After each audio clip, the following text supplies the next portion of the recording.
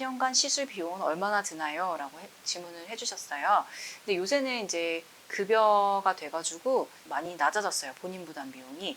비급여일 때는 거의 한 사이클에 기본 한 200, 200에서 300 정도 든다고 보고 동결 배아를 하거나 또는 지금 당장 이식하지 못하면은 그거를 좀 동결해놓고 어느 정도 유지해야 되는 시간에 대해서 또 이제 비용이 발생하고 하기 때문에 보건소에서 지원을 많이 해주긴 했지만 좀 부담이 많이 됐었는데 지금은 이제 나라에서 지원을 해주고 보험급여 대상이 적용이 되기 때문에 보통은 100만 원 이내라고 보시면 될 것 같고 옛날보다는 많이 저렴해졌다라고 보시면 될 것 같고 아직도 시험관 시술이나 이런 임신을 시도하시는 분들을 위한 지원을 좀 많이 해주는 걸로 알고 있거든요. 그래서 그런 것도 꼭꼭 놓치지 마시고 지원을 받으시면 좋을 것 같습니다. 그 다음에는 이제 난자 냉동. 난자 냉동에 관련된 질문인데 첫 번째는 난자 냉동이 자체가 뭔가요? 난자 냉동 도대체 뭔가요? 누구한테 필요한 건가요? 라고 이제 질문을 해주셨는데요. 그야말로 난자 냉동은 난자를 얼려놓는 거예요. 얼려놓는 건데 자기 몸을 얼려놨다가 나중에 그 의학기술이 많이 발달되면 자기 질병을 고치기 위해서 냉동 인간이 됐다가 나중에 이제 깨겠다 이러면서 그런 기사를 한번 본 적이 있는 것 같은데 약간 뭐 어떻게 보면은 그런 비슷한 개념이라고 보시면 될 것 같아요. 정상적인 난자를 이제 채취를 한 다음에 나중에 임신을 원할 때 좀 내 난자를 좀 사용하고 싶다든지 이제 가임기 여성인데 뭐 항암 치료를 받거나 해야 되시는 분들이 생각보다 많거든요. 그래서 그런 분들은 이제 그 항암 치료나 이제 방사선 치료나 이런 걸 하게 되면은 생식 기능이 좀 떨어질 수가 있어요. 그렇기 때문에 보완하기 위해서 이제 항암 치료를 받기 전에 결혼을 하신 분들이면 아예 배아 자체를 얼리는 경우도 있고요. 결혼은 안 한 상태다라고 하시는 분들은 난자를 미리 얼려놓을 수가 있어요. 나는 특별한 뭐 질환이 있거나 이런 건 아닌데 결혼도 나중에 할 거고 임신도 나중에 할 거라서 좀 내가 난소가 좀 건강할 때 미리 좀 얼려놓고 싶다. 일종의 보험처럼 얼려놓으신 분들이 사실은 좀 많아요. 그런 거를 이제 사회적 그 난자 냉동이라고 하는데요. 소셜 뱅킹이라고 해서 보통 그래서 기준을 한 37세, 35세에서 37세 이 정도 기준에서는 뭐 특별한 기저질환이 없거나 하더라도 보험 들어놓는다 생각하시고 난자 냉동이라는 걸 할 수도 있고요. 이제 산부인과 질환이나 이런 여러 가지 자궁내막증 이것도 이제 자궁 그 난소 쪽에 생기는 질환인데요. 얘도 난소 기능을 좀 떨어뜨리고 하는 경우가 좀 많아요. 이런 게 있거나 아니면 특별한 걸 안 했는데도 난소 기능이 좀 떨어져 있으신 분들 이런 분들은 나는 지금 당장 임신 계획은 없는데 지금 당장 난소 기능이 좀 떨어져서 나중에 이제 나이가 들게 되면은 정상적인 난자가 별로 없을까봐 너무 걱정이 된다 하시는 분들은 이제 미리미리 난자를 좀 얼려놓는 경우가 있어요. 그럼 저도 진료를 통해서 난소 기능이 너무 심하게 떨어져 있다든지 이러면은 전 적극적으로 이제 난자를 냉동하는 거를 적극적으로 권유드리거든요.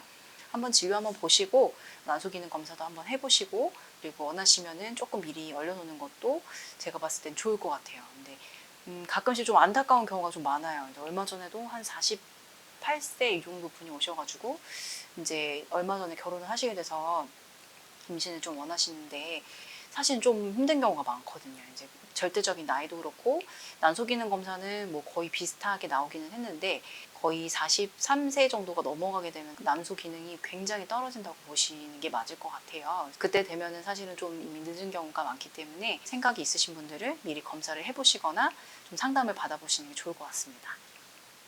난자 냉동 과정이 궁금해요 라고 이제 질문을 해주셨습니다. 그래서 난자 냉동 과정은 시험관 시술에서 했던 그 시술 과정이랑 거의 비슷하다고 보시면 될 것 같아요. 그 난자를 채취를 해서 정자를 만나게 해서 배아를 만들면 시험관이 되시는 거고요. 만날 정자가 없고 이제 난자만 이제 얼려놓는 거는 이제 난자 냉동이라고 하는데 생리 시작일로부터 3, 4일째 이제 병원 아마 가시게 될 거고 그때 이제 상황을 보고 난포 자극 호르몬 주사를 좀 맞게 되는데요. 며칠간 이제 연속적으로 맞고 나서 한 보통 우리 배란 시기째 비슷하게 해가지고 이때쯤이면은 난포가 좀 잘 자랐고 난자가 좀 나오겠다 판단하는 시기에 날짜를 좀 잡아서 그날 동일하게 배란시켜주는 주사를 맞은 다음에 그 수면 마취는 똑같이 필요하고요.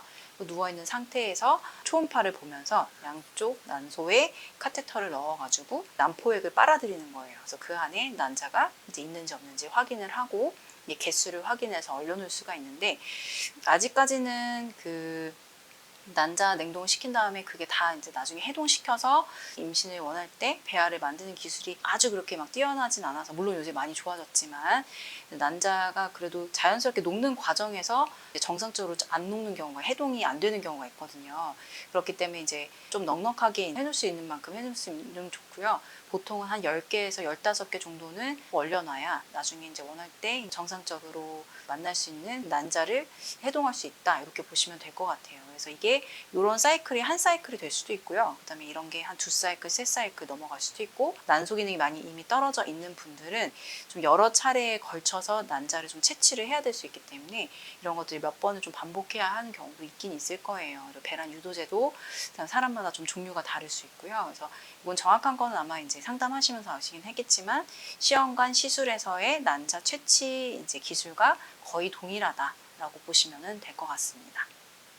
그래서 세 번째로는 난자 개수를 확인해야 한다는데, 나의 남은 난자 개수를 측정할 수가 있나요? 라고 이제 질문을 해주셨어요. 이거는 OX로 판단하기 좀 힘든데, 정확하게는 남은 난자의 개수를 알 수는 없고요. 남은 난자의 개수는 알 수는 없고, 아까 말씀드린 것처럼 난소 기능 검사라는 게 좀 있어요. 그래서 항밀러리안 호르몬이라고 그래가지고 그 검사를 보면은 이제 절대적인 수치가 나오는데요. 그걸 보고 평균 농도랑 좀 비교를 해서 내가 몇 세 정도의 이제 평균 농도다, 해당이 된다, 또는 내가 좀 난소 기능이 안 좋아서 원래 30세인데 한 40세 정도가 나온다, 이런 걸 좀 비교해 볼 수가 있거든요.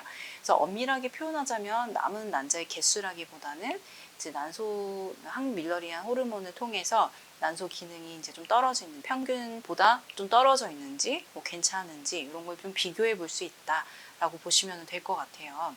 근데 이게 이제 정성적인 검사는 아니에요. 이게 정량적인 검사, 그러니까 절대적인 수치로 좀 보면서 이 정도면 충분하겠다, 또는 이 정도면 시험관 좀 해야 되겠다, 이런 판단하는 기준은 되지만, 단순히 이게 낮다고 해서 꼭 임신이 안 된다든지, 또는 이게 높다고 해서 꼭 임신이 잘 된다든지 이런 거를 표현하는 건 아니기 때문에, 꼭 이제 검사를 하시는 분들이나 또는 검사를 염두에 주시는 분들은 미리 너무 걱정하지 마시고, 나쁜 결과를 나왔다고 해서 요거 난 임신이 안 되나 보다, 이렇게 생각하실 필요는 없다라는 거 조금 미리미리 말씀드리고 싶었어요. 애기나 이런 거에 대해서 좀 많이 계획이 없으시거나 하신 분도 많이 있겠지만, 내가 원할 때 이제 임신하고, 내가 원하지 않을 때 PM하고, 그런 인생 계획에 대해서 맞출 수 있으면은 좋을 수 있겠다라는 생각이 좀 들고요. 이제 구체적인 더 내용이라든지 아니면 내 상황이 좀 어떤지 이런 거에 대해서 궁금하신 거 있으시면은 한번 상담을 받아보시는 것도 좋고요. 내 몸에 대해서나 좀 관심을 많이 가지고 내 생리 주기라든지, 또는 뭐 임신 계획 중이라면 내 몸에 뭐 다른 문제가 없는지, 이런 것도 한 번씩은 좀 생각해 보시고, 당연하게 다 괜찮겠지라는 생각보다는 생리통이 심하다든지 뭐 다른 문제가 있거나, 또 6개월에서 1년 정도 시도를 했는데도 뭔가 좀 잘 안 생긴다는 느낌이 있으시는 분들은 꼭 이제 상담을 받아보시면 좋을 것 같습니다.